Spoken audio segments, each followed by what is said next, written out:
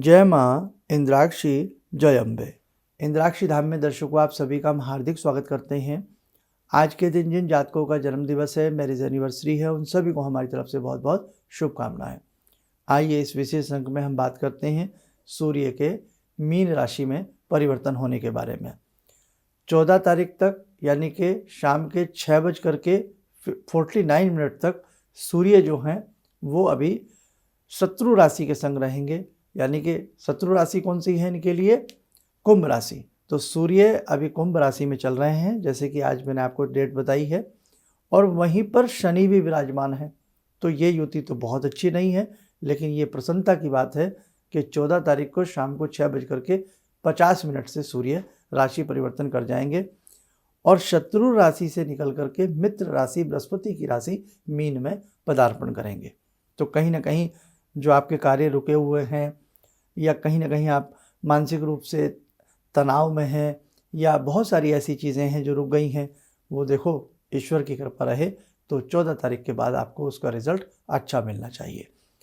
तो सारी जानकारी इस अंक में हम आपको देंगे। तो आइए पहले आज का हम पंचांग देखें। 9 मार्च सन 2025 दिन रविवार, संवत 2081, फाल्गुन मास शुक्ल पक्ष, तिथि आज दशमी है और कल है आमल की एकादशी। आमल की एकादशी बहुत शुभ होती है। कल सुबह का कार्यक्रम ध्यान से सुनिएगा, समझिएगा।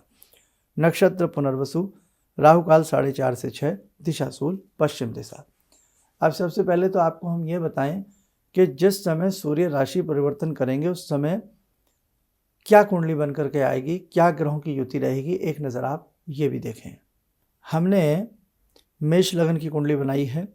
द्वितीय भाव में बृहस्पति, तृतीय में मंगल, छठे भाव में चंद्र केतु, चंद्र ग्रहण दोष, और साथ ही एकादश भाव में शनि और द्वादश भाव में राहु, बुध, सूर्य और शुक्र, 4 ग्रहों की आपस में युति रहेगी। सूर्य जो हैं अभी 14 तारीख तक जो हमने टाइम आपको दिया है शनि के संग रहेंगे। शनि और सूर्य आपस में रिश्ता अच्छा है लेकिन शत्रुता है। तो जब भी कोई ग्रह शत्रु के घर में बैठता है तो उसकी ताकत कमज़ोर पड़ जाती है। कमज़ोर से मतलब क्या है कि जो वो फल आपको दे सकता है वो फल देने में वो अक्षम हो जाता है और कहीं ना कहीं व्यक्ति को तंगियों का सामना करना पड़ता है। और जब कोई ग्रह अपने घर में जाता है या मित्र की राशि में जाता है तो बलवान हो जाता है।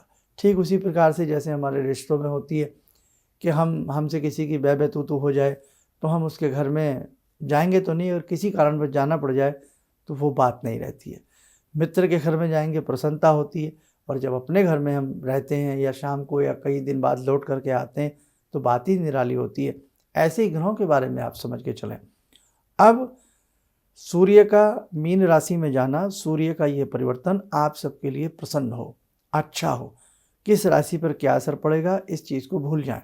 बस ये समझें आपकी कोई भी राशि है, क्योंकि सबकी एक सी राशि तो है नहीं। किसी की मेष है, किसी की मिथुन है, किसी की कुछ राशि है, सबके लगन अलग अलग हैं। तो हम अब आपको सामान्य कुछ ऐसे उपाय बता रहे हैं जो कोई भी राशि का जातक, किसी भी लगन का जातक इन उपायों को करके अपने जीवन को लाभान्वित कर सकता है और सूर्य के इस गोचर से वो लाभ ले सकता है। सूर्य 1 महीना एक राशि पर रहते हैं।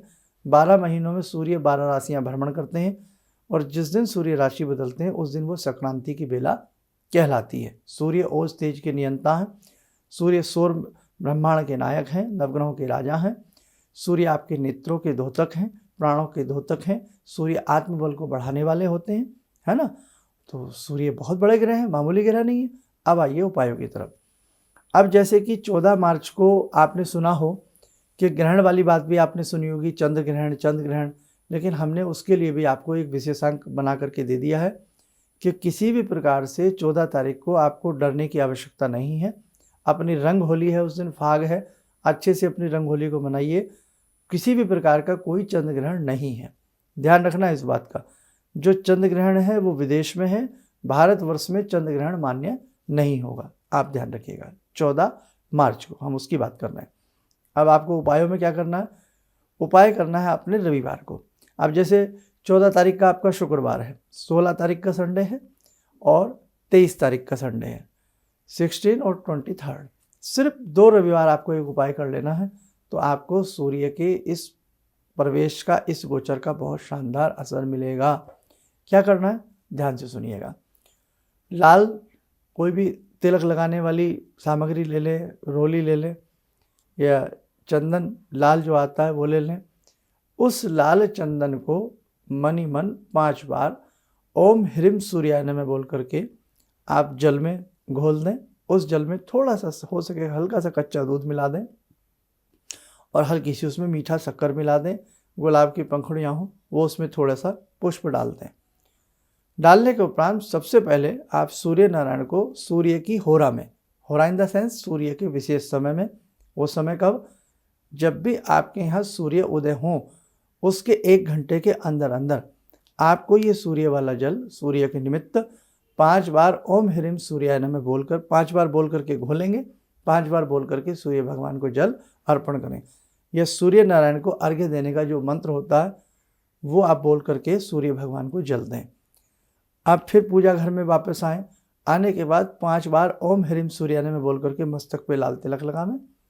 5 बार ओम ह्रीम सूर्याय नमः बोल करके सीधे हाथ की रिंग फिंगर, अनामिका उंगली के नीचे जहाँ सूर्य पर्वत होता है, आप अपनी स्क्रीन के ऊपर देखें, ये रिंग फिंगर है।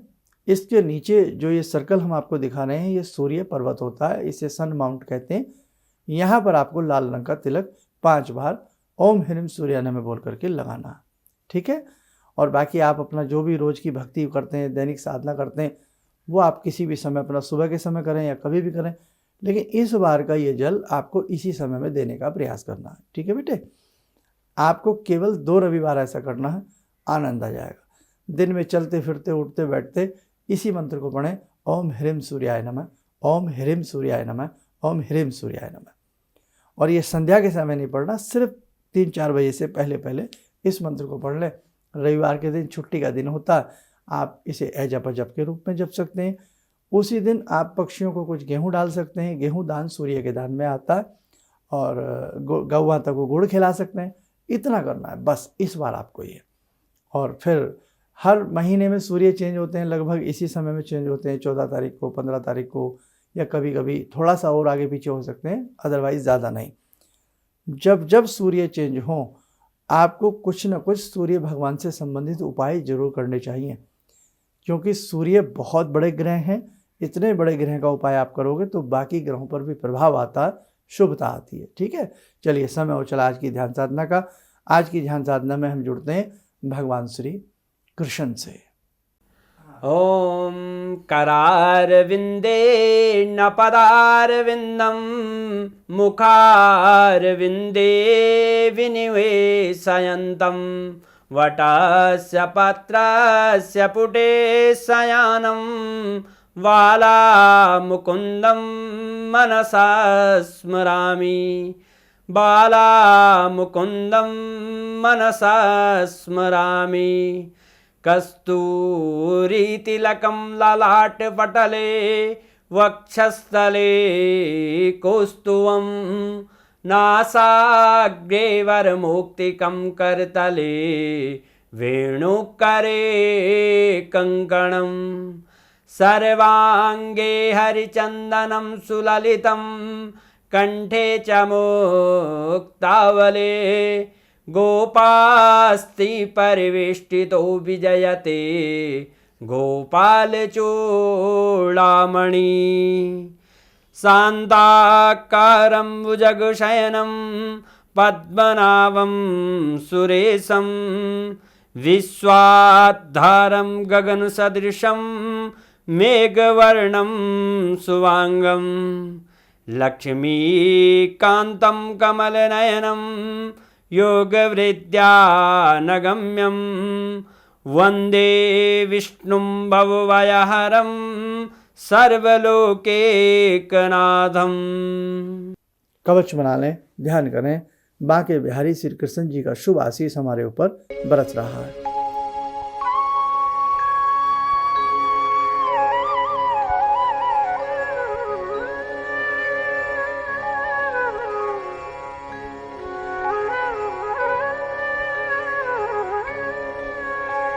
ओम बोलते हुए नेत्र खोलें, सामान्य हो जाए। देखो साधकों, चलते चलते फिर आपको कहें कि 14 तारीख को ही सूर्य परिवर्तन है, 14 तारीख की ही हमारी रंग होली है, 13 तारीख की है हमारी होलिका दहन। तो होलिका दहन की रात्रि में कुछ अद्भुत मंत्रों की सिद्धि की जाती है, ख़ासतौर से सावर मंत्र बड़े फवते हैं, सिद्ध होते हैं। इसलिए हमारा होली का विशेषांक जरूर देख लें, उसमें होलिका दहन की रात्रि में किन मंत्रों को सिद्ध करें, समस्त जानकारी आपको मिलेगी। 14 तारीख को ही चंद्र ग्रहण आप सुन रहे थे, जो कि चंद्र ग्रहण भारत में दृश्यमान नहीं है, भारत में मान्यता नहीं है, ठीक है। उसे और क्लियर करना चाहते हो तो 8 मार्च की सुबह का हमारा कार्यक्रम चंद्र ग्रहण को लेकर के देख लें, आपकी जितनी भी शंकाएं हैं वो सबका समाधान उसमें भी हो जाएगा। और कल ध्यान रखें, कल आमल की एकादशी है और ये आमल की एकादशी का बहुत महत्व होता है, इसे कल सुबह का कार्यक्रम भी देखना सुनना न भूलें। चलिए, आप सब लोग स्वस्थ रहें, सुखी रहें। इन्हीं शुभकामनाओं के साथ हम अपनी वाणी को विराम देते हैं। जय जय अम्बे। गुरु जी से मैं तब से जुड़ा हूँ जब से वो एक चैनल आती थी P7, उसी से मैं जुड़ा हुआ था। और गुरुदेव से हमारी जब मुलाकात हुई तो मैं आश्चर्यचकित रह गया जब उन्होंने हमसे बताया कि आपके साथ ऐसे ऐसे हुई। तो मैं इतना आश्चर्य हो गया कि इन्हें कैसे मालूम, और इतना बढ़िया इन्होंने बताया, जिसके वजह से मैं आज तक उनसे प्रभावित हूँ। और इनका बताने का शैली वगैरह इतनी बढ़िया है जो हम अपने क्लास के टीचर से भी उतना बढ़िया नहीं समझ पाते थे। ये हमें बहुत पसंद आई। और दूसरी बात कि इनके साथ जितने भी मैं जब से जुड़ा रहा, जो भी समस्या आई, मैं बहुत ही अच्छा तरह से मेरे सॉल्व होते चले गए। और आज तक मैं उनके आशीर्वाद से मैं बहुत सुखी हूँ। किसी भी समस्या के समाधान के लिए मिले प्रसिद्ध हस्तरेखा एवं वास्तु विशेषज्ञ प्रोफेसर धर्मेंद्र शर्मा जी से। नोट: शिविर में भाग लेने हेतु एवं व्यक्तिगत रूप से मिलने के लिए कॉल करने का समय सुबह 10 बजे से शाम 6 बजे तक। हमारे विभिन्न ज्ञानवर्धक कार्यक्रम देखने के लिए आप हमें अभी सब्सक्राइब करें, बेल आइकन को प्रेस करें ताकि आप देख सकें हमारा कार्यक्रम सबसे पहले। और अधिक जानकारी के लिए फेसबुक पेज को लाइक करना न भूलें।